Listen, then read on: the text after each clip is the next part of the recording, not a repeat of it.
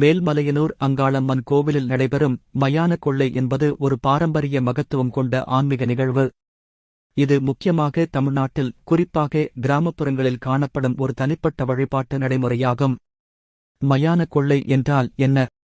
மயானம் என்பது சிதைவான இடம் அல்லது சுடுகாடு என்பதைக் குறிக்கும்.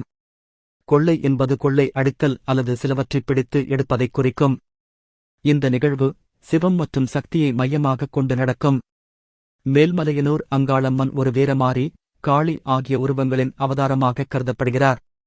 இவள் மயானங்களில் தங்கும் தெய்வம் என நம்பப்படுகிறது. மயான கொள்ளையின் முக்கிய அம்சங்கள்: மாறுபட்ட வழிபாட்டு முறை, பக்தர்கள் பூதங்கள், பிரேதங்கள் மற்றும் அங்காளம்மனின் சேனைகளாக மாறி நடனம் ஆடுகிறார்கள். அருவம் உருவம்: இது அருவத்தின் அர்த்தமற்றது போல தோன்றும் வழிபாட்டின் ஒரு அடையாளமாகும். சாதாரண வழிபாட்டில் பயன்படுத்தப்படும் ஒழுக்க விதிகள் இங்கு முற்றிலும் மாற்றமாக இருக்கலாம்.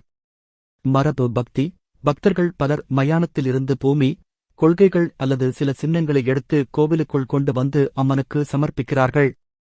இது மயான கொள்ளை என அழைக்கப்படுகிறது. இதன் மூல நோக்கம் மனித வாழ்க்கையின் அழிவையும் அதனை தாண்டிய ஆன்மீக விழிப்பையும் உணர்வதற்காகும். இது மரணம் மட்டுமல்லாமல் அதற்கு அப்பாலான சக்தியை அர்ச்சிக்க ஒரு வழி.